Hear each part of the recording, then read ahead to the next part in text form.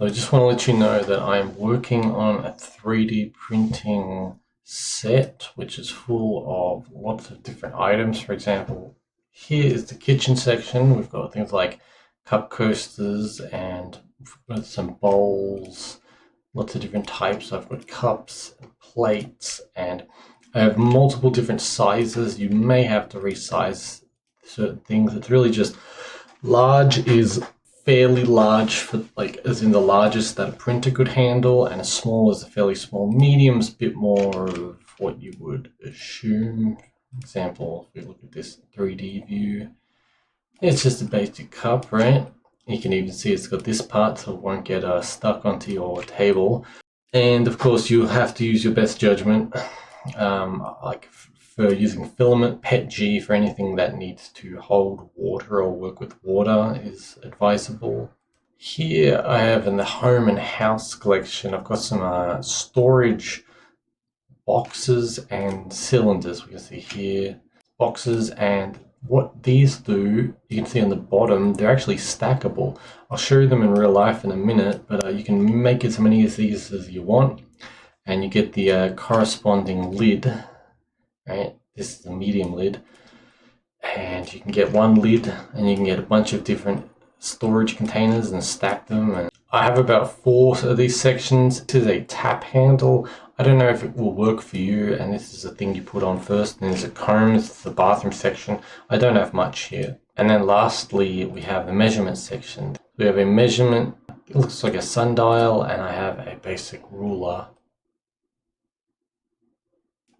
Here we have some of them printed out. This is all in PETG, so it looks alright. PLA would work for a couple of them, and of course ABS for anything that you want to be like professional quality strength. This is a small hairbrush. I recommend printing the larger one. This one's a little bit small. I'll have to work out some of these edges later on. And as I said, I got the measurement, the angles there. This I'll have to work on a bit later, but anyway. Now I really like these. You could probably use them as cups, to be honest, but the purpose is they can fit together, you see, like so, like that, and then you just, so it's like storage boxes that you can just do. And the lid is, it's not, I mean, it'll stay on like this, but it's not so not so tight, which is kind of annoying, so I have to work on that. I printed these off so many times to get them just to like do that. And of course we got the boxes here. Oh, excuse me, it's the best quality. And one thing is to let this cool, though.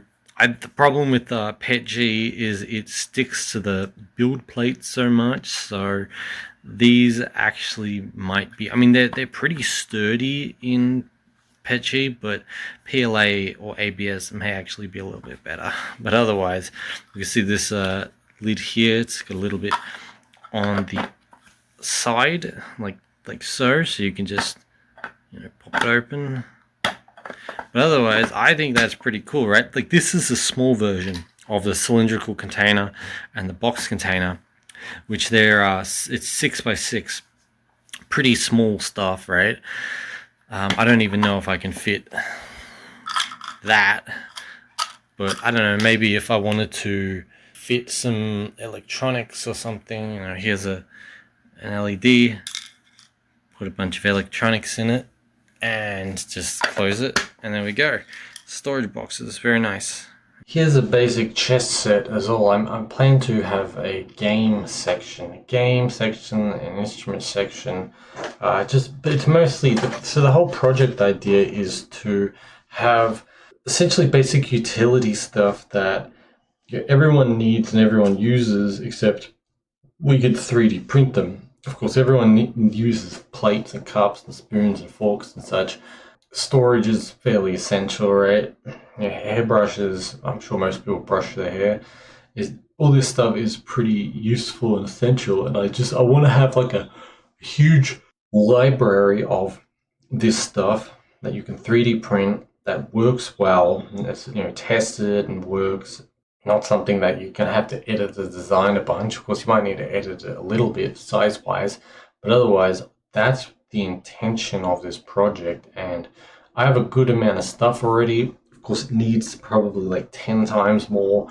I have ideas for like tools, get some hex head pieces. Of course, you might not, depending on how tightly your hex keys are in, your hex head screws are in, you might not want to use them because it's made out of plastic, but who knows, right? If it's printed right and designed right, it's good. And like wrenches and screws and nuts and brackets, like just for like basic construction, nothing super structural and super important. You wouldn't want to use it to build a bridge, though. I don't know, small bridges, you could probably figure out something. But really, it's just like allow people to have manufacturing at home, control that themselves. So we're never really in a position where it's like, oh, I can't have something because it's like expensive or we don't make it or whatever. It's like, no, we could just make everything at home. And I think focusing more on essentials is really important. Not that there's anything wrong with luxury items. This is a jet set luxury item. I just made a Chinese violin. That's a fairly luxury item. Of course, I think they're important for education. These things can educate people and such. Luxury goods can do all that, but starting at absolute essentials, firstly, it's simple geometry, but secondly, it's good to have the things that are needed for life. I think we need to focus on that more in the West, and we're just so used to that kind of being met already, but you gotta be careful because eventually the prices of these things can creep up or the quality can go down, or I don't know. There's tons of weird things that can happen. But yeah, hopefully you enjoy and please check it out. I'll continue working on it as I have the time, and hopefully we can get a really good, nice library of stuff.